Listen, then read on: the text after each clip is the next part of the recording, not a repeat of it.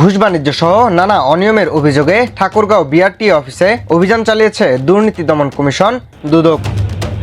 আজ বুধবার দুপুরে দুর্নীতি দমন কমিশন সমন্বিত ঠাকুরগাঁও জেলা কার্যালয়ের সহকারী পরিচালক মোহাম্মদ আজমির শরীফ মার্জির নেতৃত্বে এ অভিযান পরিচালনা করা হয়। অভিযান পরিচালনার সময় বিআরটি অফিসের সব কার্যক্রম বন্ধ ছিল।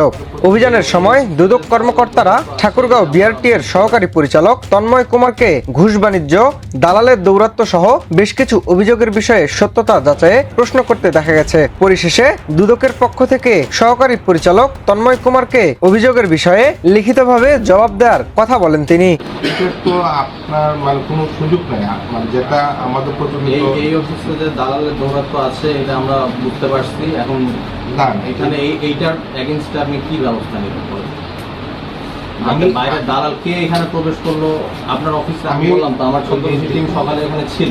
যেটা বললেন আমি আজকে যেহেতু সিসিটিভি ক্যামেরা ইমপ্লিমেন্ট করে দিচ্ছি সেটা কারবারি, এটা আপনি একটু দেখেন এবং সে যদি আপনাদেরকেও হয়ে থাকে তার বিরুদ্ধে আপনার ব্যবস্থা নিতে হবে।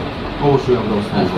এ বিষয়ে দুর্নীতি দমন কমিশনের সমন্বিত ঠাকুরগাঁও জেলা কার্যালয়ের সহকারী পরিচালক মোহাম্মদ আজমির শরীফ মার্জি জানান, এখানে অভিযোগে উল্লেখ ছিল যে এখানে জিগজ্যাগ যে একটি পরীক্ষা হয়ে থাকে, প্র্যাকটিক্যাল পরীক্ষা ফিল্ডে, সেখানে প্রত্যেক প্রশিক্ষণার্থীর কাছ থেকেই পরীক্ষার্থীর কাছ থেকেই 300 টাকা করে আদায় করা হচ্ছে, এই অভিযোগটা ছিল। এবং এখানে আরেকটি বিষয় উল্লেখ ছিল এবং আমাদেরকে অভিযোগকারী একটি ভিডিও প্রদান করে, সেখানে আমরা এরকম দেখতে পেয়েছি যে যারা টাকা আগে থেকে দিয়েছে তাদের এখানে কোনো ধরনের পরীক্ষা ছাড়াই শুধুমাত্র যে পরীক্ষার যে গাড়িটা সেই গাড়িতে উঠছে এবং নামছে, এরকম আমরা কয়েকজনকে দেখলাম, তারা গাড়িতে উঠছে এবং নামছে, কোনো ধরনের ড্রাইভ করছে না।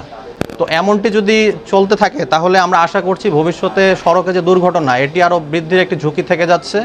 আমরা এই ব্যাপারে এখানে যে সহকারী পরিচালক মহোদয় আছে ওনার কাছে জানতে চেয়েছি, উনি এটা কেন হয়েছে এটার জবাব চেয়ে একটি শোকজ লেটার এখানে যে মোটরযান পরিদর্শক আছে তার কাছে ইস্যু করবে। তো জবাব প্রাপ্তি সাপেক্ষে আমাদেরকে সেটা প্রদান করলে আমরা কমিশনে এ ব্যাপারে লিখব বলে আশা করছি। আর এখানে তাৎক্ষণিকভাবে আমরা যে দালালের দৌরাত্ম্য এ বিষয়ে এখানে এডি মহোদয় আমাদের নিশ্চিত করেছে যে পুরা অফিস প্রাঙ্গণটাকে উনি সিসিটিভির আওতায় নিয়ে আসবেন এবং নিয়ে এসে এটি আমাদের টিমকে আজকে বিকালের মধ্যেই উনি অবহিত করবে এবং এখানে মোটরযান পরিদর্শক তাকে একটি শোকজ লেটার ইস্যু করবে কেন পরীক্ষা ছাড়াই লাইসেন্স প্রদান করা হচ্ছে এই ব্যাপারে এবং ফিল্ডে কেন প্রতি প্রশিক্ষণার্থীর কাছ থেকে 300 টাকা করে নেওয়া হচ্ছে। প্রায় 2 ঘন্টা ব্যাপী ঠাকুরগাঁও বিআরটি কার্যালয়ে চলে এই অভিযান। মিনহাজ আলম, ঠাকুরগাঁও।